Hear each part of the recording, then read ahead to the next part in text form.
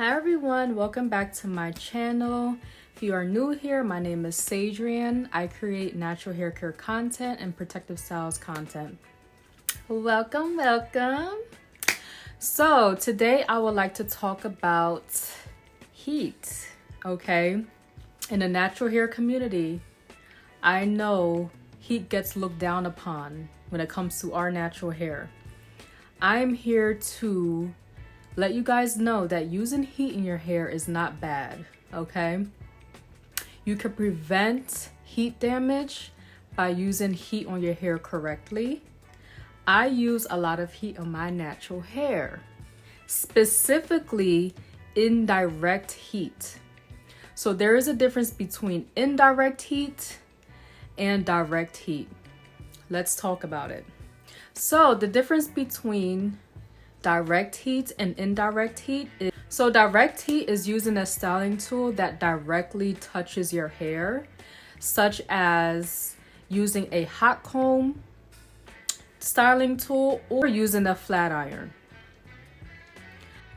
And indirect heat is using a styling tool without it getting direct contact onto your hair, such as using a blow dryer or using a hooded dryer. So there's a difference between direct heat and indirect heat. Let's talk about direct heat. Direct heat can be damaging to your natural hair if you use it excessively. Direct heat, such as using a flat iron or a hot comb tool, can be damaging if you use it excessively, such as if you're using it on your hair every day, if you're flat ironing your hair every day, or flat iron your hair every single week, you can get heat damage by using too much direct heat. So I recommend using direct heat at least once a month or every other month, depending on your hair type or what you feel like, how much heat your hair can take. But if you're using direct heat on your hair, make sure that you are using a heat protectant on your hair. I recommend using a heat protectant on your hair before you use direct heat on your hair. Also, depending on your hair type and your hair condition, you might have to use it on a lower temperature setting when it comes to direct heat. So keep that in mind. You know, you have to learn your hair and learn about, you know, if your hair can handle high heat or lower heat temperatures when it comes to direct heat. Now, me personally, I'm speaking from personal experience. I've been doing my natural hair for years. So just letting you know, I'm not a hairstylist, okay? I did not go to school when it comes to hair. I learned how to do my natural hair on my own from experience and trial and error.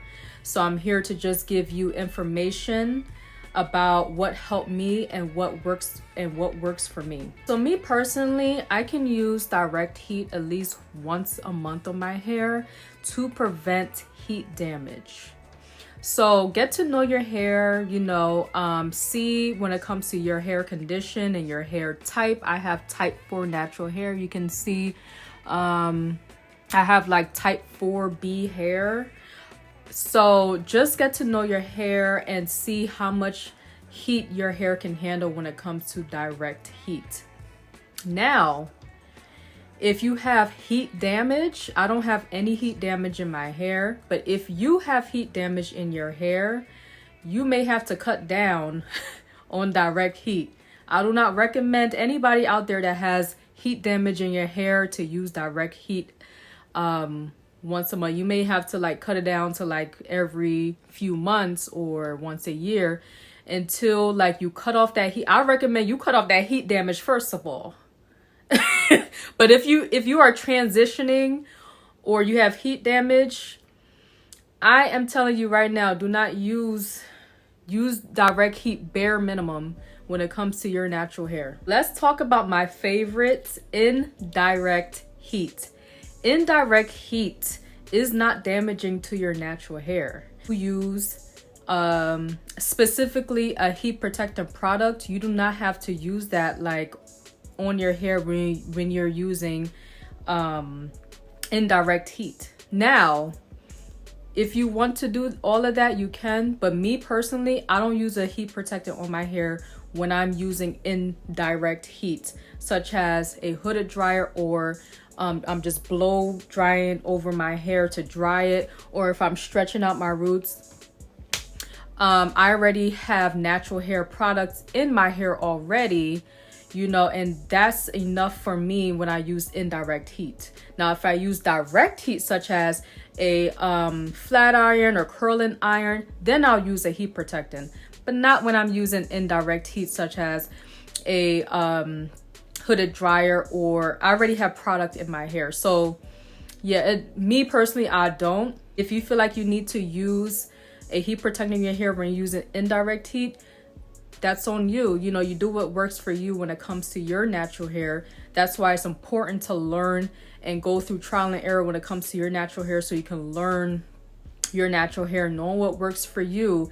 You know, this is your journey when it comes to your hair. So it's important to get to know your hair, to love your hair, and seeing what your hair likes and dislikes. I love indirect heat because I style my hair in a wash and go a lot. I wash my hair at least once a week. So sometimes I don't like air drying my hair all day. So I will go under my hooded dryer and dry my hair for up to 30, for like 20-30 minutes. I will sit under a hooded dryer to help, you know, dry my hair. And then some days, if I air dry my hair, by the end of the night, I will sit under the dryer to make sure that my hair is fully dry before I go to bed using a hooded dryer. I also like to stretch my hair sometimes using a blow dryer, using indirect heat by, like, you know, taking a small section and just blow drying my roots to stretch it out a little bit. So yeah, I use indirect heat a lot every week, and my hair is not damaged. I just want to show you my hair. My hair is not damaged. I don't have any, my hair is healthy. I take care of my hair. So keep that in mind. You have to take care of your natural hair. You have to, you know, deep condition your hair. But I use oils in my hair. I use grease in my hair. I take care of my natural hair, you know. So you want to make sure you're taking care of your natural hair while you're using indirect heat or heat in general in your hair. I don't have any, as you can see, I don't have any heat damage in my hair, and I use heat in my hair every week.